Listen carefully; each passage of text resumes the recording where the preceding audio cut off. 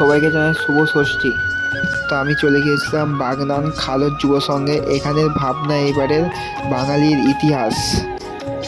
বাইরেটা খুব সুন্দর ডেকোরেশন করেছে, তোমরা দেখতেই পাচ্ছ লাইটিং দিয়ে। আরে তোমরা ভিডিওটা শেষ পর্যন্ত দেখো এবং ভিডিওটা উপভোগ করো।